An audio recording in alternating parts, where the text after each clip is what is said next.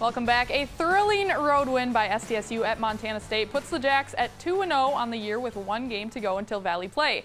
To chat a little more about that and the weekend matchup, here's Midco SN's Tom Nieman with SDSU head coach John Stiegelmeier.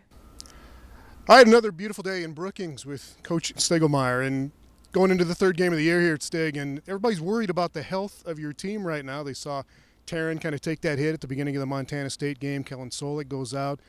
Dallas got beat up again in that game. Can you comment on the health of those guys and on the health of the team? Well, I can comment on two things. When we recruit, we say it's always a beautiful day in Brookings, whether it's a blizzard or not. So it's always like this here in Brookings. We're a little beat up. We're going to have some guys miss the game. Kellen for sure is going to be out. We got some guys questionable. Dallas is fine. Taryn is fine. Noah Urbanik is questionable. Another couple guys are questionable for the game. Tyler Weir got hurt in the first game, still is out. All right. You're going against Drake. You're going to be big favorites in this game. Everybody knows that. But what do you want to accomplish, especially with your first team guys in this game on Saturday? You want to be a favorite, but you want to handle it the right way. And so your question is tremendous. We talked to our team about if you want to be a champion, you get better every week, and it shows in the game.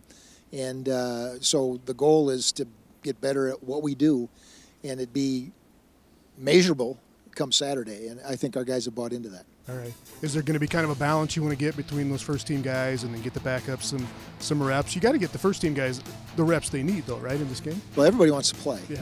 Regardless of the score. So we're going to get the first guys in, and we're going to play our ball. And if we have the benefit of having some type of lead, then second-string guys. But, you know this, fans know this, it takes 50, 60 guys that help you win football games. And so you need those second-string guys getting reps in any game. All right.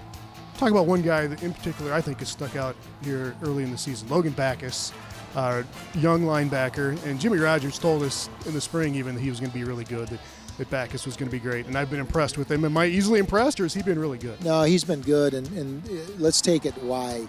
His first year playing, he redshirted playing at a position where there's a lot of moving parts. Yeah.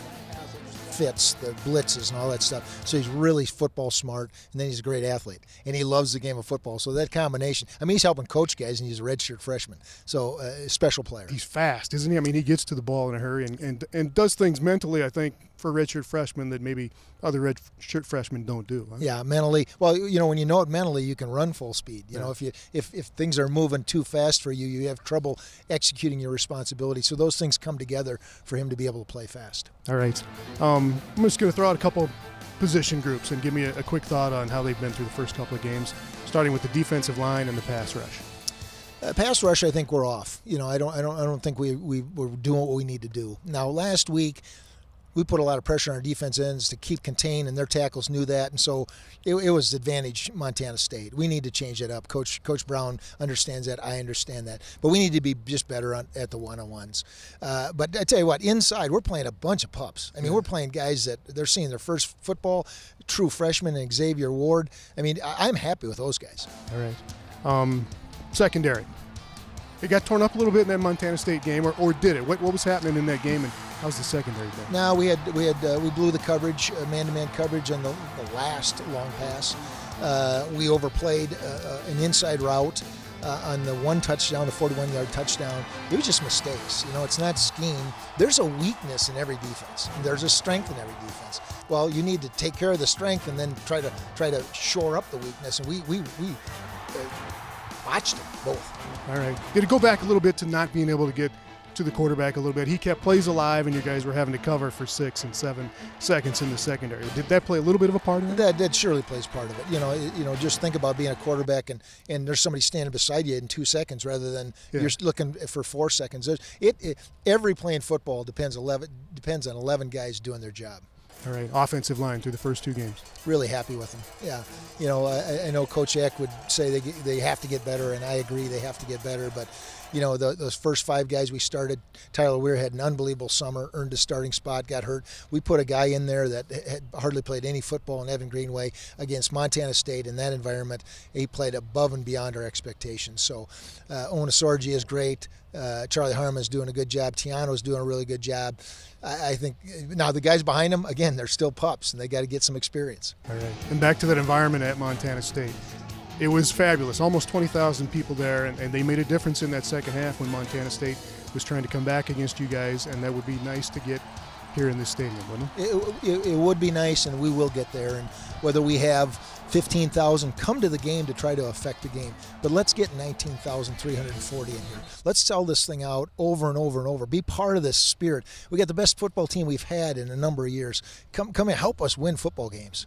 All right. Last thing, Chase Vinatieri.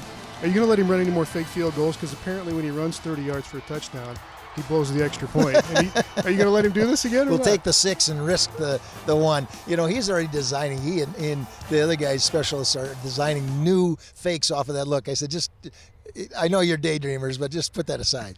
All right. Have a good one Saturday. Appreciate it. Thanks. All right, thanks, Tom and Coach Stig. The Jacks kick off against Drake tomorrow at 6 p.m. from Dana J. Dykehouse. You can find that game live right here on Midco SN. Tom Nieman and Hank McCall on the call with Carla Metz on the sidelines.